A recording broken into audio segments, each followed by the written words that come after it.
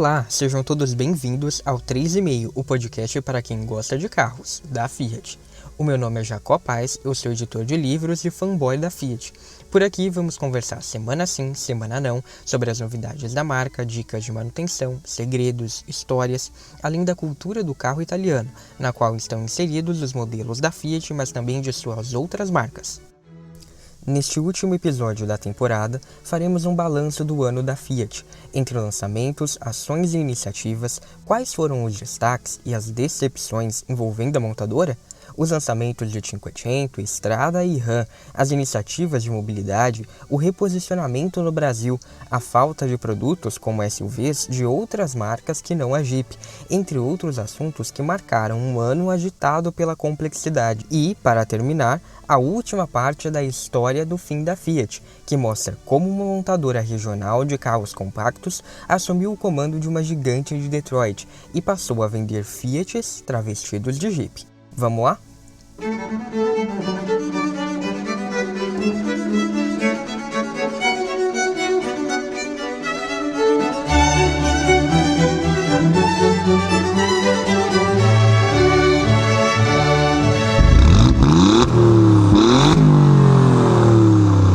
Eu quero começar agradecendo cada um que, como você, tá aí ouvindo o podcast, seja um episódio, seja todos, não importa. Eu fiquei muito feliz de ter começado o 3,5. Eu gosto muito de fazer os episódios, de fazer os conteúdos.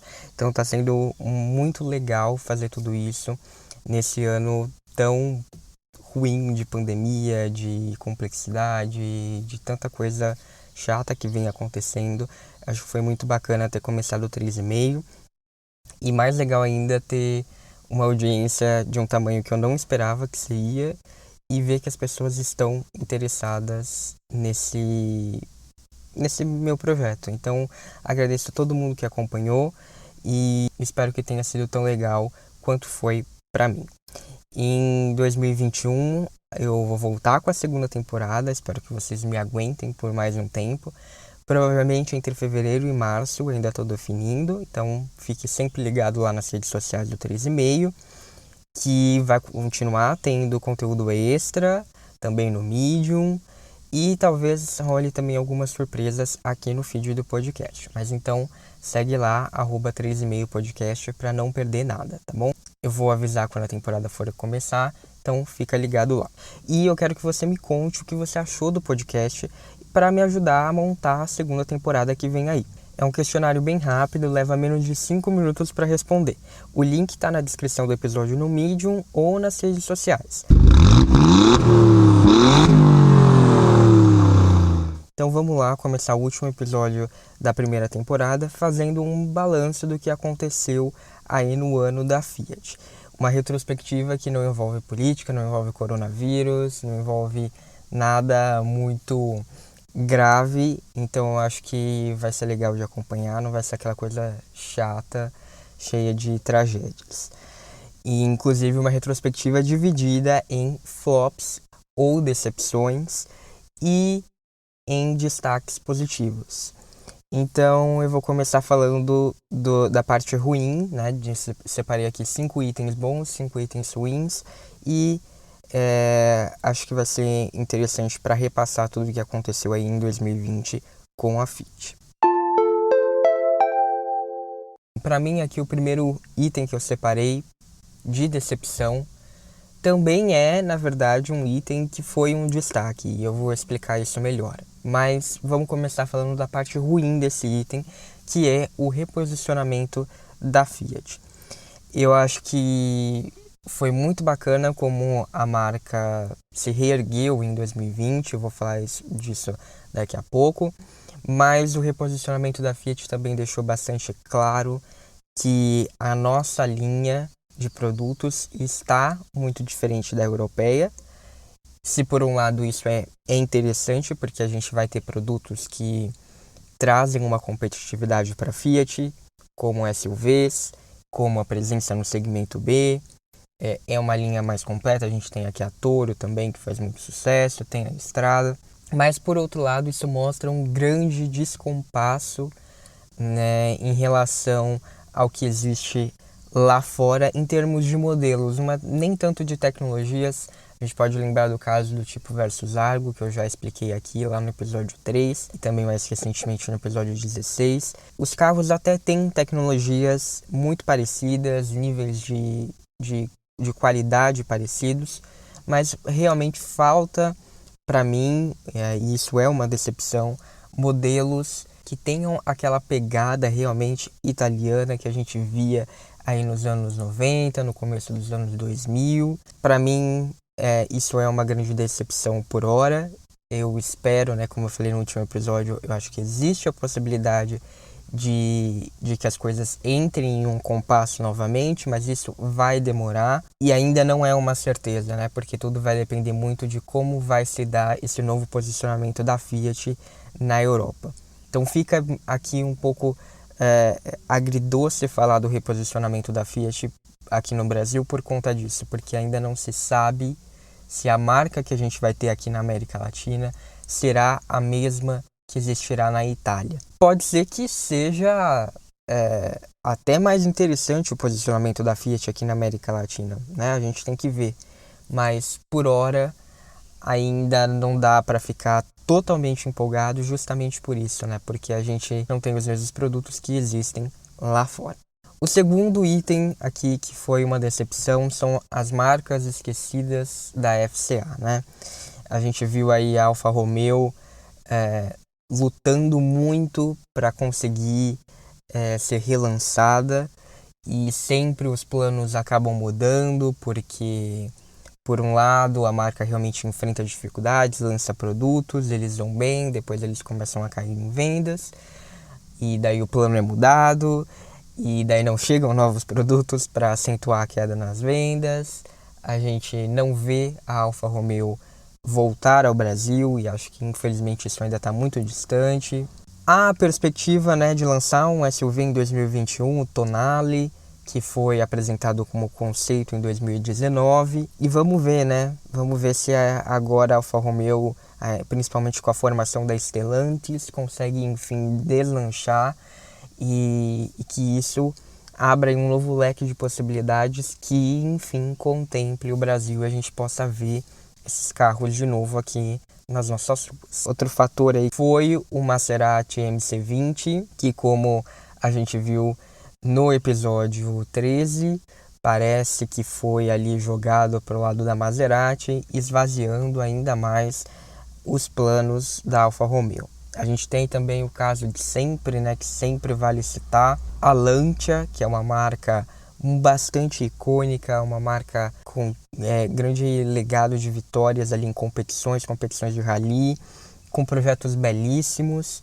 também ali relegada às traças, só vende um hatch na Itália apenas. É muito decepcionante ver como algumas marcas da FCA acabaram tão restritas, né? Existem outras também, eu me apetece mais o lado europeu da Fiat, então por isso que eu falei delas, mas se a gente for pro lado americano, tem a Chrysler ali que só tem a Pacífica nos Estados Unidos, tem a Dodge ainda vende bem porque ela vende um produto muito específico também, né, que são aqueles esportivos tipicamente americanos, então vai bem, mas a gente tem ali também só 3 modelos da Dodge. No Brasil, a Dodge acabou, o Journey saiu de linha nesse ano, então realmente a gente vê ali uma situação que está à beira de um colapso para algumas marcas e a esperança é que a Stellantis mude isso e se a gente for bastante otimista, que ela mude isso mantendo de fato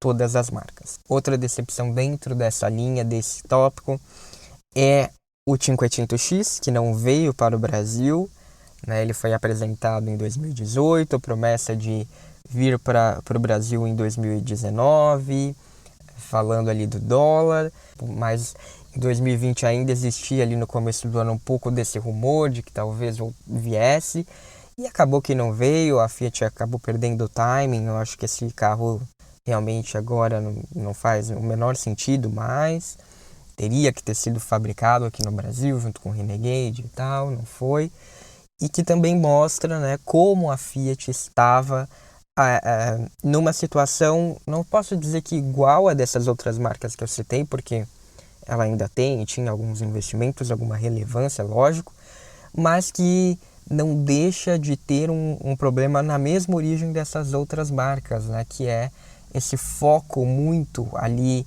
de investimento na Jeep, e há motivos para isso, não estou dizendo que não existe, lógico, é compreensível, né, que se você não tem ali o poder, né, a bala na agulha para bancar todas as marcas, você concentre naquela que possa realmente ter talvez um maior sucesso, mas sim decepcionante ver que muito do que é feito para a Jeep não é compartilhado com as outras marcas, né? Então, por exemplo, a Alfa Romeo precisa de um SUV, a Fiat precisa de um SUV, a Lancia precisa de um SUV.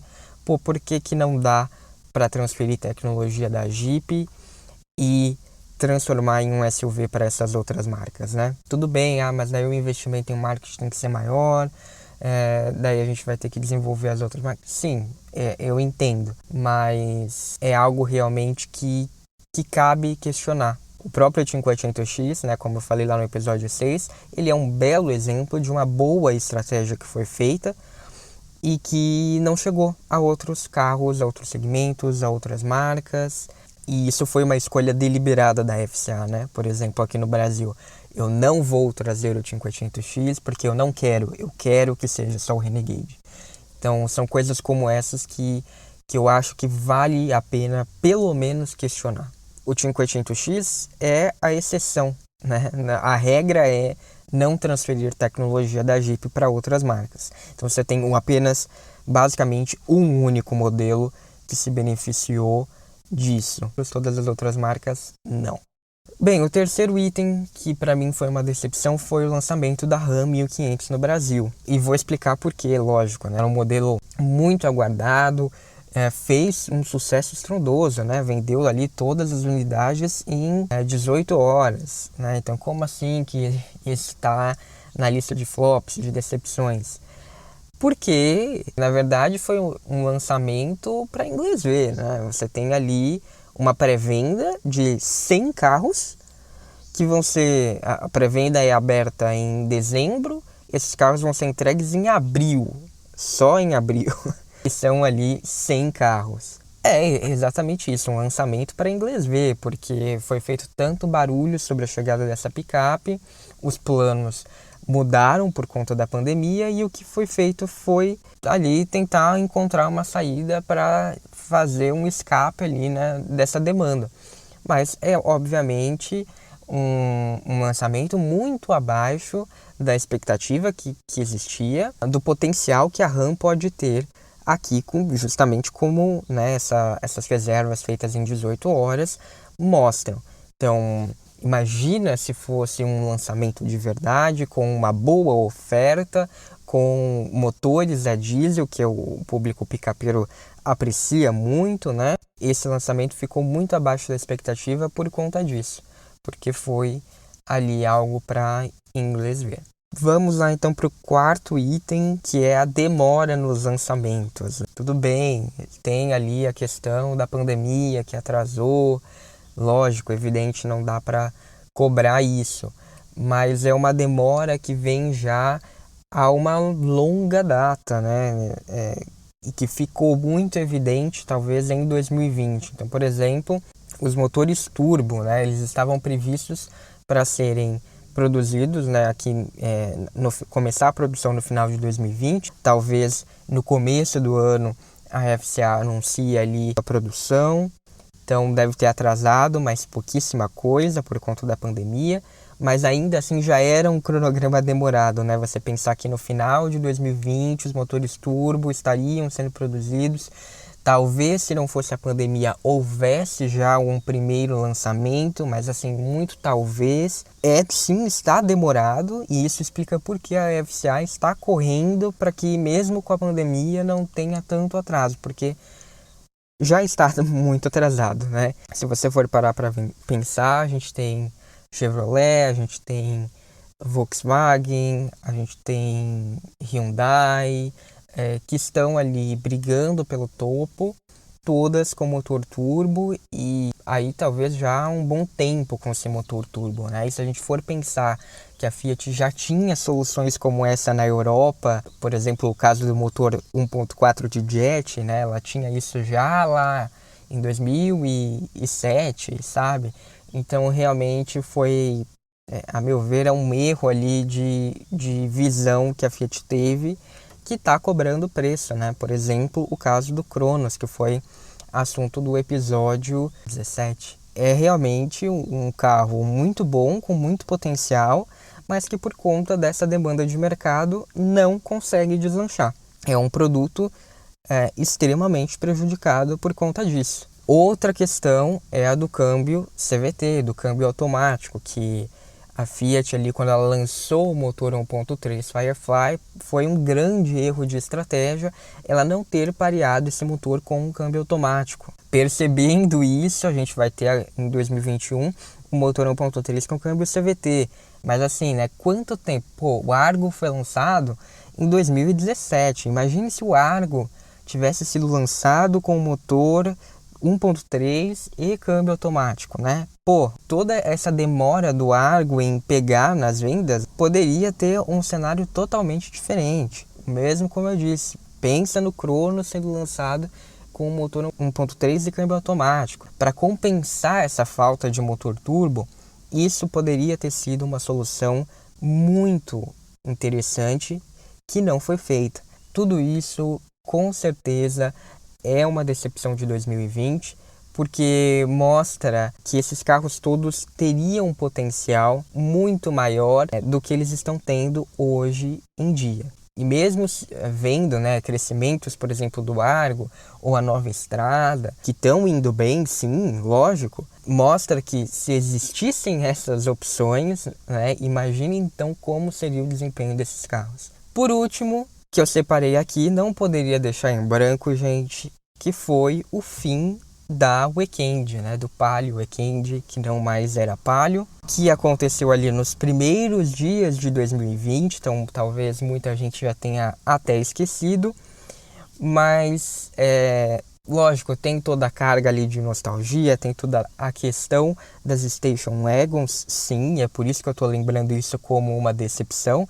Ela era a última Station Wagon compacta existente no nosso mercado, então é muito triste, porque é um segmento que morre junto com ela, não é só aquele carro. E lógico que a Weekend, ainda mais para quem é fã da Fiat, é sim um carro muito emblemático. Eu lembro que a minha tia teve uma, minha avó tem, né? Os meus avós já tiveram também mais de uma e não se desfazem dela, porque quem conhece de fato o carro sabe que é um carro ímpar. Ainda mais triste ver especificamente o caso da Weekend indo embora e indo embora de um jeito tão melancólico, né? A gente não teve nenhuma série especial, a gente tinha vendas muito baixas, muito concentradas para a empresa, porque o mercado não atendia, assim, né? Porque não tinha mercado para ela, mas é triste, né? É uma observação apenas que realmente é um modelo ali que já estava se arrastando e que de fato não tinha apelo. Fica aí a dúvida, né? Será que um dia, se alguém chegar e lançar uma perua, ela pode virar moda de novo? Eu torço para que sim, né? Que para algum dia alguma montadora tenha essa sacada e que dê certo, né? Porque também não adianta, né? As montadoras fazem pesquisas, elas devem acompanhar, logicamente, essas tendências, mas pode ser uma surpresa de repente, né? Vamos ver. Mas eu trago esse ponto não só para falar disso, trago também esse ponto para falar, mais uma vez, voltar ali, né, fazer um elo com a questão que eu falei do 500X, é que a gente não tem um modelo familiar da Fiat. Ah, tá, você fala, tem lá o Cronos. Beleza, tem, né, é um sedã, vai atender uma família, óbvio. Ah, você tem ali a Toro, né, que é um carro maior. Ok, né, concordo. Mas você não tem um carro de fato familiar, né? Porque assim, se você for pensar, a ideia morreu, né? Que é a minivan. A Weekend morreu, que são as peruas. Sim, elas morreram, mas isso não quer dizer que as famílias não estão comprando carro, elas estão comprando carro. É que elas migraram muito provavelmente para os SUVs, né, mais do que para os sedãs, né? Os sedãs têm ali o público deles, pode ter caído um pouquinho, né? Mas existe, é um público cativo ali. E algumas famílias realmente optam por sedãs. Mas a grande maioria está na questão dos SUVs, né? E a Fiat, então, acaba deixando de ser uma opção para isso. Nem entra na concessionária da Fiat, porque não existe uma opção, né? Eu não estou dizendo que teria que ter uma minivan, não. Mas que falta esse carro que tenha um apelo para as famílias. E se você for ver, é uma coisa que a Fiat bate muito na tecla na Europa, né? Então, mais uma vez aí fazendo o link com os primeiros itens. Ela bate muito na tecla na Europa de que muitas famílias compram Fiat. O meu ponto aqui é, falta, eu acho que essa identificação com esse público mais familiar. A Fiat sempre teve modelos, mesmo aqui no Brasil, que atendiam esse público familiar, que é o caso desses que eu citei, o Weekend, Idea, o Doblô também, que o Doblô hoje em dia está ali em um nível muito similar ao Weekend, né, só em vendas ali para empresas, né, muito pouca unidade, acho que acaba deixando de ser uma opção. Mas é uma lacuna que com o fim da Weekend acaba existindo na gama da Fiat, né? A gente não tem esse carro essencialmente familiar. Bem, falamos aí então da parte ruim de 2020 para a Fiat, agora vamos falar das partes boas, né? A gente teve sim muita coisa boa, inclusive acho que a gente teve mais coisa boa do que coisa ruim para a Fiat. Começo falando, lógico, né, do principal item aqui de grande destaque positivo do ano, que foi a nova Strada. Uma evolução ali sem precedentes no segmento. Se você coloca realmente a Strada como produto, e não só como produto, mas também como empenho, né, você vê que há um abismo ali, né, entre Strada, Saveiro, né, entre a Saveiro ali já há um grande abismo, então entre a Montana nem se fala. Então, e é isso, né? Não é só o produto, e o produto realmente é muito bom, é um avanço para esse segmento especificamente, em tecnologia, em segurança, em conforto. Você pode até falar, eu não gostei, é uma picape do Mobi, não sei o que, não sei o que lá, mas ela é sim um avanço e isso é indiscutível. Desculpa, mas é indiscutível. E por si só já seria um destaque. Mas o que me chama mais atenção ainda é realmente o empenho da Fiat. O empenho em fazer todo esse produto, o empenho em mostrar ali quão boa ela o empenho na campanha, a campanha né, que foi ali, a Fiat até postou recentemente vídeos mostrando o making off do comercial da Strada ali com o Elvis, então toda a tecnologia que foi usada, todo o tempo que foi gasto, a quantidade de pessoas envolvidas. Então é um empenho realmente muito bonito de ver para um segmento que se você for parar para pensar, é um segmento morto, né? Como eu até falei isso no episódio 1 sobre a Strada, é um segmento morto, mas que a Fiat encontrou ali algo bastante oportuno e que agora ela quer fazer, né, quer transferir esse sucesso da Strada aqui no Brasil para toda a América Latina, exportando esse carro como RAM. Então é muito bacana ver, eu espero que dê certo. Infelizmente não é com a marca Fiat, é com a marca RAM, o que eu acho um desperdício, né? Assim como a Toro, porque são dois veículos muito identificados com os valores da Fiat, mas eu entendo a estratégia, porque em termos de imagem, né, lançar uma picape como RAM é diferente de lançar uma picape como Fiat em mercados latino-americanos que não sejam do Mercosul, que não tem grande identificação com a Fiat. Então, entendo a estratégia, não sei se concordo, mas sim, é um ponto positivo, porque é um carro muito bom E é um carro que reconquistou o mercado para a Fiat, né? Que conseguiu ali colocar a Fiat de novo no mapa, na liderança, falar, olha, a gente está de volta a brigar, esse daqui é só o primeiro lançamento, né? Assim, a Strada conseguiu fazer o que o Argo não conseguiu fazer e que deveria ter feito alguns anos antes, né? E, e por conta, né, desse lançamento meio morno do Argo, a Fiat ficou ali mais um tempo no limbo ali, mas que a Strada conseguiu. Então eu acho que isso é muito importante. E isso aqui não quer dizer que eu estou falando mal do Argo, não quer dizer nada disso, né? Mas é apenas essa constatação. Em termos de vendas, a Strada conseguiu ali algo que o Argo não conseguiu, que foi realmente recuperar a imagem, recuperar a força da Fiat. O Argo também foi importante nesse papel, afinal, se ele não existisse ali, a Fiat não teria chegado onde ela chegou esse ano. Mas quem levantou a bandeira e mostrou esse lado simbólico dessa recuperação, junto, lógico, com o desempenho nas vendas, foi a Strada. Bem, o segundo item de sucesso aqui, né, de destaque do ano, foi o novo Cinquecento. Ele mostra uma mudança de paradigma dentro da Fiat e aí sim, em termos muito amplos, né, da Fiat como um movimento mundial. É um carro completamente diferente de tudo que a Fiat já fez, com uma estratégia de venda completamente diferente de tudo que a Fiat já fez. Então, por isso, é uma mudança de paradigma muito, muito grande. Mas o mais legal é que mesmo assim, ele ainda é o Cinquecento. Como elétrico, eu acho que ele pode surpreender quem busca um carro de verdade elétrico. Porque muita gente é avessa ao elétrico, né, justamente pelas extravagâncias do carro elétrico. Eu acho que o Cinquecento elétrico ele tem o potencial de conquistar tanto o público que quer as extravagâncias do carro elétrico, quanto aquele público que não iria para o carro elétrico por conta dessas extravagâncias. E aí é que ele pode surpreender.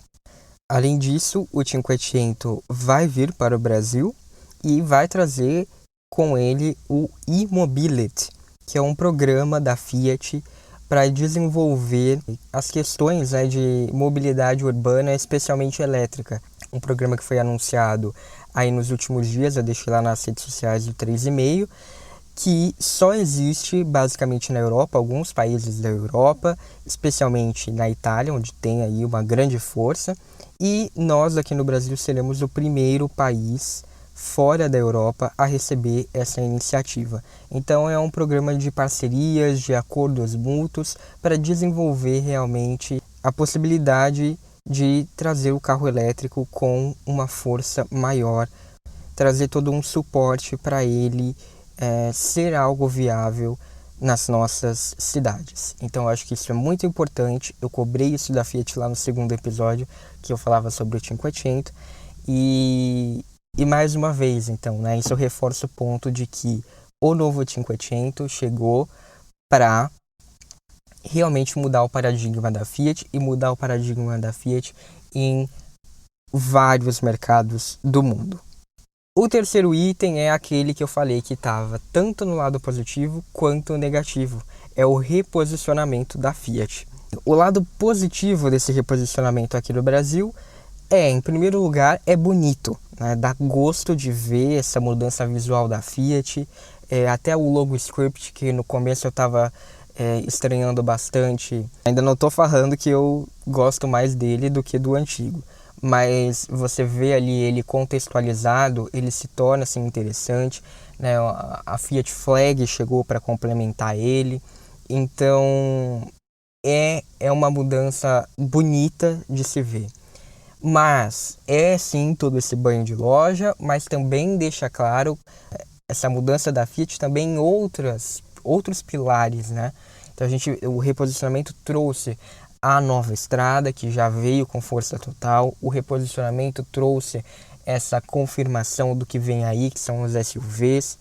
Trouxe também uma renovação de tecnologias que vão ser empregadas aí nos carros que já existem ao longo dos próximos meses. Então, com certeza, deixou claro ali que está contemplando outras coisas além de um banho visual de loja. É um reposicionamento um pouco mais profundo que vai sim trazer competitividade para a Fiat. Aliás, já trouxe, e é por isso que ela está aí brigando pela liderança nos últimos meses. Então, com certeza, foi super bem-vindo.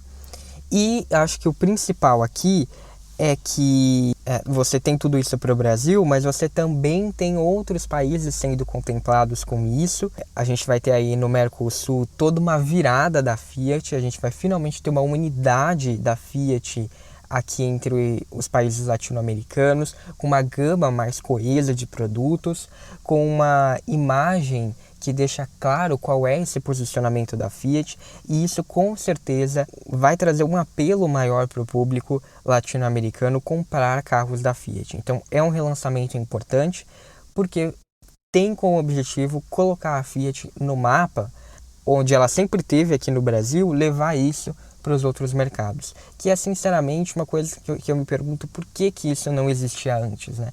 Por que a Fiat ia tão bem aqui e nos outros mercados latino-americanos ela era tão acomodada? Eu acho que esse reposicionamento mostra que talvez isso mude um pouco, né? Que a Fiat realmente tem um pouco mais de vontade nos outros países latino-americanos e não que seja uma mistura estranha, né, de carros que vêm importados da Europa com o que existe aqui no Brasil, sem uma conexão que una claramente essas propostas. Muitas vezes carros que brigam entre si, né, que não se conversam entre si. Então eu acho que é um ponto muito importante de 2020 é mostrar que a Fiat vai mudar no Brasil, onde ela já está ali bem posicionada, mas também nesses outros mercados. E eu acho que as vendas, né, no Brasil, essa retomada da liderança nesses últimos meses, e também o forte desempenho na Argentina, que graças ao Cronos vem ganhando destaque, eu acho que esses desempenhos mostram que essa estratégia de reposicionar a marca pode dar bastante certo. O quarto item é Antônio Filosa como líder da Fiat aqui no Brasil, na América Latina, porque a gente tem aí finalmente uma volta de personalidade que combina com a marca, né? Não à toa o Filosa ele ganhou importantes prêmios aí como executivo do ano, inclusive da premiação Carro do Ano, que é a principal do Brasil, mas também outras. E é um executivo que eu acho que está alinhado a esses valores do reposicionamento da Fiat. Não é um executivo que vem de outras marcas. Eu acho que ele abraça o que é a Fiat, sim, e acredita na Fiat, acredita no Brasil. Eu acho que isso é muito importante, porque parecia que antes a gente teve o Cledovino Bellini, que tem um perfil parecido com o do Filosa, nesse sentido. E depois, quando assume o Stephen Ketter, que era uma pessoa ali muito da manufatura, da engenharia, né, daquela questão de implementar as fábricas ali da FCA, ele teve um papel muito importante quando a fusão com a Chrysler aconteceu. Teve ali um papel muito importante na implementação da Jeep aqui no Brasil, mas eu acho que faltava um pouco dessa crença realmente nos valores da Fiat, né? Nos produtos que ele acabou lançando, talvez tenha esfriado um pouco a coisa. E foi justamente aí que esse reposicionamento foi atrás, né? Foi de recuperar esse terreno perdido durante a gestão do Ketter. Então, eu acho que o Antônio Filosa, como líder, traz um pouco daquela coisa que a gente via da Fiat no início dos anos 2000, até ali 2014, que é um grande momento de esplendor da Fiat no Brasil. Então é promissor, né? Essa liderança é promissora. E não só por isso também, né? O Filosa trouxe aí para o comando mulheres, né? A gente teve mulheres sendo promovidas a cargos de direção da FCA Latam.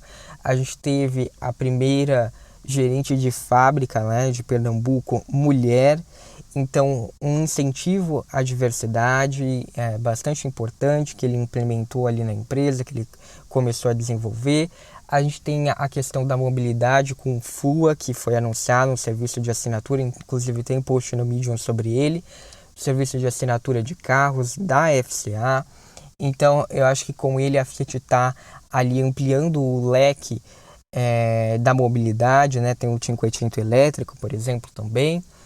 E isso é importante. Então, ele está ampliando frentes ali de diversidade, de meio ambiente, de mobilidade, da personalidade da marca. Isso cabe à gestão dele, com certeza. Outra coisa que cabe à gestão do Filosa e que é o quinto item de destaque aqui é o posicionamento da FCA durante a pandemia, né? Então a gente teve desde ações mercadológicas, como vender carros com desconto para profissionais de saúde, o plano lá do Forza 2021, que deixava o pagamento para começar só em 2021, teve ali descontos, teve todo um esforço de varejo também, de digitalizar muitos processos, algumas coisas funcionam, outras ainda não, mas com certeza teve esse esforço em meio à pandemia, então é algo muito importante que aconteceu durante esse ano para a Fiat, mas também o lado social, né? E isso aí é uma junção desses dois últimos pontos, tanto da liderança do Antônio Filosa, quanto como destaque em relação ao que foi feito da pandemia. Então, a FCA criou hospitais de campanha, a FCA fez em Pernambuco, ela já estava fazendo um hospital lá na região da fábrica de Pernambuco e ela correu ali para terminar a obra, para equipar com leitos ali que poderiam ser utilizados durante a pandemia. Então transformou em um hospital de campanha. A Fiat fez tudo isso e esse hospital foi entregue para a gestão da cidade, como já seria antes.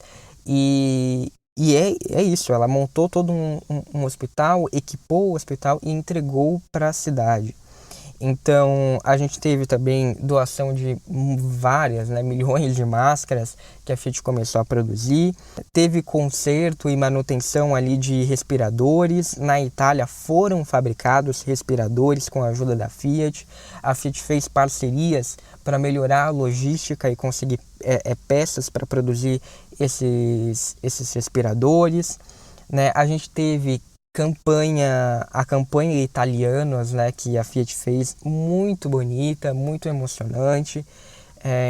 Infelizmente um discurso que deveria ter sido ouvido principalmente pelos governos e não foi, de como a gente poderia ter aprendido com a lição na Europa e não aprendemos, por conta da nossa incrível, maravilhosa liderança política que a gente tem aqui, que foi super eficiente está sendo, super magnífica durante a pandemia.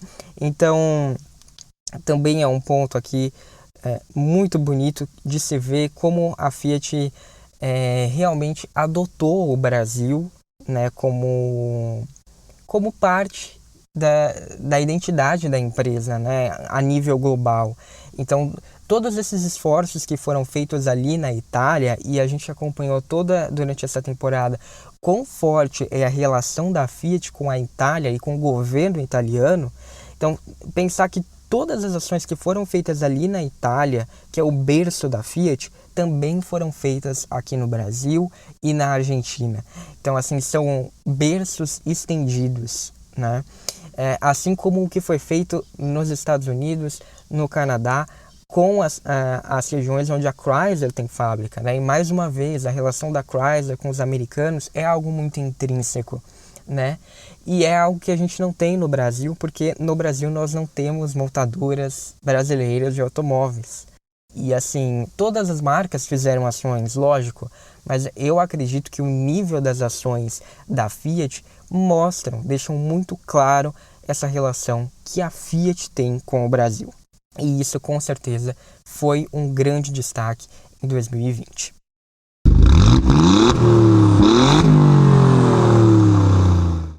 Em 12 de outubro de 2014, a Fiat chegou ao fim. Em frente ao prédio da Bolsa de Nova York, carros tão distintos quanto uma LaFerrari, uma Ram 1500 e um Fiat 500e rodeavam uma pequena aglomeração.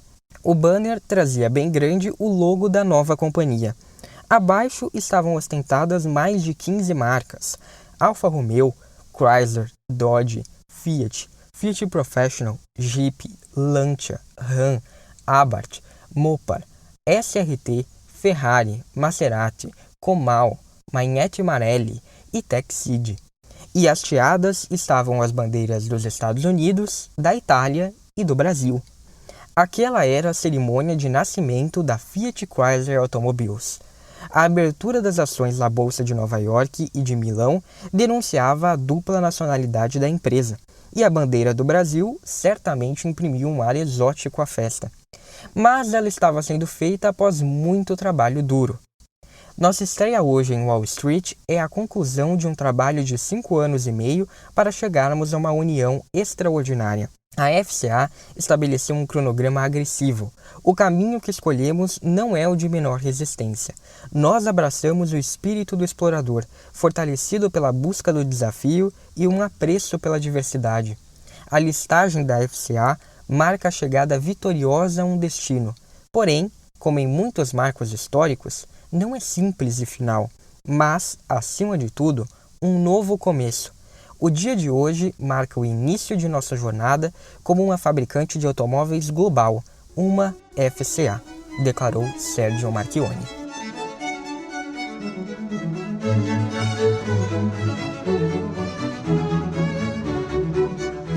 Que o Fiat 500 é um ícone italiano, todos nós já sabemos. O modelo ocupa um lugar afetivo na memória de muitos dos italianos. Para muita gente, foi seu primeiro carro, motorizando toda uma família. Quando não é esse o caso, ele faz as pessoas se lembrarem do boom econômico do país. Uma época de grande prosperidade após um período sombrio de guerra. Ele representava a vida confortável, com pequenos luxos e um pouco de alegria. Em 4 de julho de 2007, a Fiat apresentava, 50 anos depois, um novo 500. O compacto retrô resgatou não apenas as linhas simples e icônicas do modelo de 1957, mas também a nostalgia daquela Itália. Desde a apresentação, a Fiat tentou recriar um ambiente favorável a ela que marcou a geração anterior do carrinho e o imprimiu na história. Agora, com um evento aberto à população de Turim e cheio de cenas que remontavam ao de 1957, a montadora queria imprimir o sucesso do 500 à sua nova fase, a fase de uma empresa recuperada da crise, que mostrou que pode se reinventar e voltar a crescer. O primeiro-ministro italiano, Romano Prodi, declarou na cerimônia, abre aspas, vamos nos lembrar do que falaram sobre a Fiat alguns anos atrás e vamos pensar em como ela está diferente hoje. Isso é muito importante para a Itália, e não digo isso como publicidade gratuita, mas por felicidade.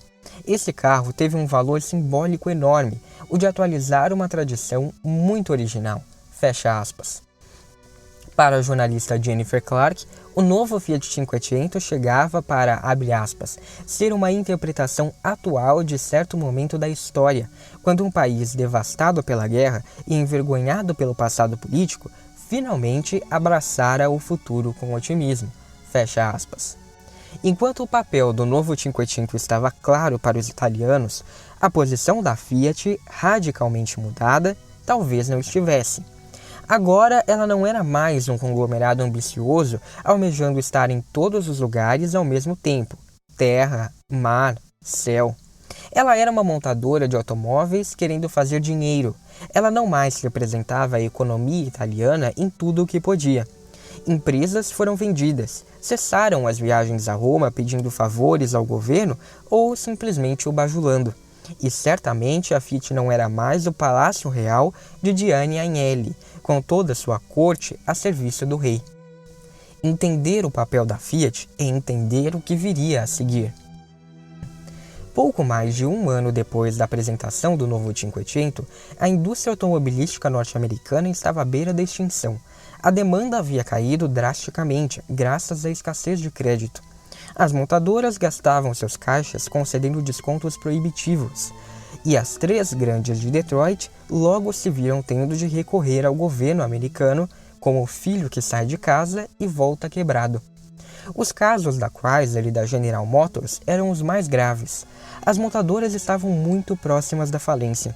E o pior é que o discurso em busca de ajuda não colou com a opinião pública.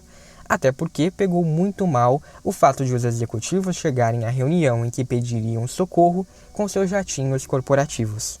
As pessoas não queriam sustentar a ingerência dessas empresas em pleno momento de uma forte crise generalizada. No caso da Chrysler, ficou evidente para a equipe de Barack Obama que ela precisava de um parceiro se quisesse sobreviver, e não havia tempo a perder. Por outro lado, também não havia muitos candidatos ao posto. Na verdade, a única pretendente era uma montadora com grande tradição, mas que hoje estava longe de parecer ideal. Afinal, ela mesma não estava muito bem das pernas até pouco tempo atrás. Sem contar que era italiana. Mas era isso. A Fiat era a única candidata. E não apenas isso. A Fiat estava disposta a oferecer suas tecnologias, motores e know-how, mas não estava disposta a pagar pela união com a Chrysler.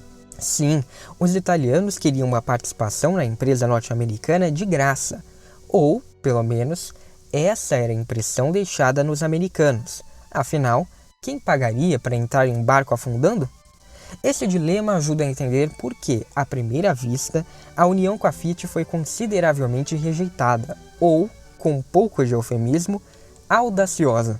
Uma montadora vista como menor, outsider, especializada em carros pequenos, estaria no comando de um dos colossos automotivos norte-americanos, e sem pagar nada por isso. Também ajuda a entender como a Fiat não tinha muito a perder, isso posto de maneira simplória. Caso se saísse bem como se saiu na Fiat, Marchionni teria em mãos uma bagatela, capaz de dar pulsão e tração aos planos de sua empresa como nunca antes, transformando ambas as empresas em um competidor global. Em meio à transição do governo Bush para o governo Obama, a Chrysler foi rejeitada pelo Congresso americano e o presidente acabou concedendo um último empréstimo para que a empresa pudesse chegar ao próximo governo. Mas, para isso, o governo exigiu que o memorando de cooperação com a Fiat fosse assinado e, após a parceria, firmada em 29 de dezembro de 2008, a Chrysler recebeu a injeção de 4 bilhões de dólares. Faziam parte do acordo três condições: viabilidade a longo prazo, competitividade internacional e veículos com consumo eficiente. Os próprios diretores da Chrysler passaram a admitir que não conseguiriam nada disso sozinhos. Em compensação, a Fiat tinha as menores emissões de monóxido de carbono em toda a Europa e poderia colocar em prática um plano de viabilidade que cumprisse os padrões para a emissão de poluentes e a produção de veículos com tecnologias avançadas. Em outras palavras, a Chrysler precisava de um mix competitivo de produtos dentro daquela nova era automobilística, e a Fiat poderia levá-la a obter avanços significativos. Mas o namoro da Fiat com a Chrysler já vinha acontecendo há algum tempo.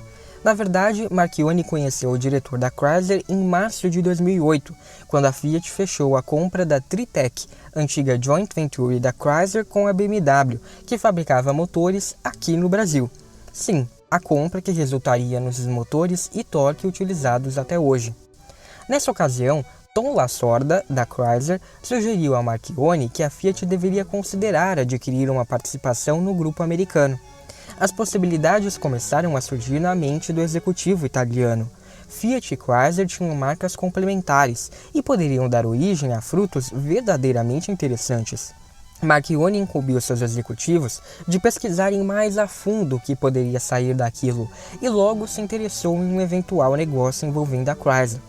A Fiat era hábil em produzir automóveis compactos e de baixo consumo, e a Chrysler em picapes e minivans. A Chrysler daria à Fiat acesso ao mercado norte-americano, para que ela pudesse finalmente vender os esportivos da Alfa Romeo e, quem sabe, até o pequeno Cinquecento que fazia sucesso na Europa. Enquanto isso, a rede de concessionárias da Fiat na América Latina e na Europa, com força colossal, poderia ser usada para vender os Jeeps e as minivans da Chrysler. Nesse ponto, a Chrysler era administrada por um fundo de investimento após a saída da Daimler do negócio. O fundo não tinha know-how automotivo e pouco estava se importando para os produtos da empresa, que se tornavam cada vez mais defasados. O próprio centro de design da Chrysler foi fechado, algo impensável para uma montadora de veículos. Como a Chrysler iria se recuperar se não tinha produtos com apelo? Conforme o cerco se apertava, o acordo com a Fiat parecia a única saída, mesmo que isso significasse entregar a empresa de mão beijada para os italianos, como muitos americanos pensavam. Era isso ou fechar as portas. A Fiat ficaria com a participação de 35% sem pagar nada, é verdade. Porém, sem a Fiat, a Chrysler teria de desembolsar 8 bilhões de dólares para desenvolver 4 novas plataformas, 2 novos motores e 2 novos câmbios necessários para ganhar competitividade. Uma aliança entre Fiat e Chrysler pouparia algo entre 4 e 5 bilhões de dólares para desenvolver essas tecnologias, e ainda as teria 2 anos antes. Os próprios funcionários da Chrysler não viam a chegada da Fiat com bons olhos. O motivo? A fusão anterior. Quando a Daimler assumiu a Chrysler, as promessas eram elevadas. Os alemães iriam revolucionar o grupo americano com sua alta tecnologia e seus engenheiros impecáveis. Mas, na prática, não foi o que aconteceu. A Daimler sucateou a Chrysler e pouquíssimos frutos realmente modernos foram lançados pela nova empresa. Os alemães se mostraram receosos em passar tecnologias da Mercedes para os carros da Chrysler, com medo de desvalorizar os seus. Aquela fusão de iguais tão alardeada foi frustrante, e assim que pôde, a Daimler logo se desfez da Chrysler, deixando-a agonizar em meio a seu momento mais difícil. Mas Marchionne sabia que os recordes de crescimento que a Fiat vinha batendo logo seriam afetados pela crise que acontecia nos Estados Unidos. E também sabia que a Fiat era pequena demais para sobreviver a uma nova crise, desta vez global. O casamento com a Chrysler também passou a ser visto como algo útil nesse sentido. E é importante ressaltar esse ponto, pois ele mostra que a Fiat estava realmente empenhada em fazer o casamento com a Chrysler dar certo, porque ela precisava disso se quisesse continuar sua boa fase em um novo cenário global do negócio automotivo. Além disso, a Fiat também se preocupava em ter um novo parceiro em nível tão profundo. Afinal, o último que teve, a GM, foi um pesadelo.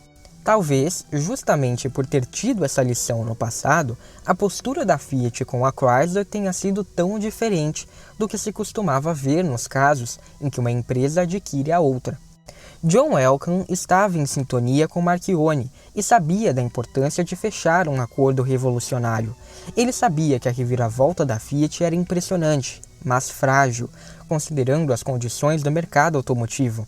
Existiam montadoras demais na Europa e excesso de capacidade nos Estados Unidos. A Fiat não era um ator importante no mercado asiático e, cedo ou tarde, mesmo em condições mercadológicas melhores, ela teria de encontrar um novo parceiro. Assim, o jovem Agnelli deu o passo que seus ancestrais não tiveram a coragem de dar. A coragem de mudar radicalmente a Fiat em favor de seu desenvolvimento, mesmo que isso significasse perder ações da companhia. No fim, a palavra do próprio presidente Barack Obama impulsionou o avanço das negociações, não antes sem as conversas tensas, típicas de Marchionne. A equipe do governo insistia no fato de a Fiat não estar colocando dinheiro no negócio. Afinal, os 35% das ações poderiam se transformar em muito dinheiro no futuro. Marchionne disse o seguinte a eles, abre aspas, eu respeito que vocês querem meu dinheiro, mas não vou pagar um centavo, fecha aspas. Eles estavam preocupados com a reação dos contribuintes americanos em relação ao negócio e insistiam pelo menos em um pagamento simbólico. Mas Marchionne reforçou o seu ponto. Abre aspas. A empresa está quebrada. A única coisa que vocês podem fazer é desmontá-la e liquidar os carros do pátio. Existe uma única pessoa capaz de consertá-la e ela está lhes dizendo agora, não vou colocar dinheiro. Eu posso consertá-la, mas não é justo ter de pagar por isso. Fecha aspas. A resposta foi, abre aspas, você e a Fiat não vão investir a pele nesse negócio, fecha aspas. Uma alusão a outra preocupação do governo, A de que a Fiat não se esforçaria e poderia estar pensando que se der certo, ótimo. Se não der, eu caio fora sem ter gasto nada. Mas Marchionne arrematou, abre aspas, não vamos falar de investir a pele, já investi bastante. Nós estamos entrando com a tecnologia da Fiat e eu e meu pessoal vamos nos mudar para Detroit e colocar nossa vida nessa empresa. Fecha aspas.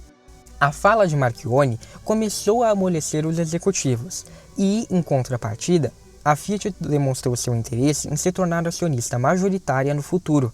Os italianos se comprometeram a pagar pelos 16% que dariam o controle da empresa quando chegasse o momento, desde que o valor estivesse dentro das condições de mercado e do orçamento da Fiat. O governo americano achou uma maneira de garantir que a empresa de fato compartilhasse tecnologia, e, assim, as coisas se encaminharam.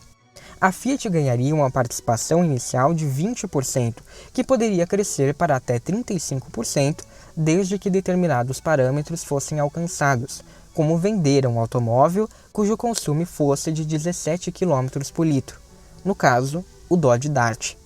A Fiat aceitou os termos, porque sabia desde o início que isso era alcançável e seria o necessário a se fazer. O Tesouro americano estabeleceu um modelo de precificação das ações da Chrysler para o eventual aumento da participação da Fiat de 35% para 51% e estipulou que a Fiat só poderia fazê-lo se, antes, quitasse o empréstimo da Chrysler com o governo. O próprio presidente Obama fez o anúncio do acordo em rede nacional de televisão, afirmando que a situação da Chrysler era grave e a Fiat seria a única solução. A empresa italiana emprestaria tecnologia de ponta, segundo ele, para que carros mais econômicos fossem produzidos ali, nos Estados Unidos. Mas a jornada ainda não tinha acabado.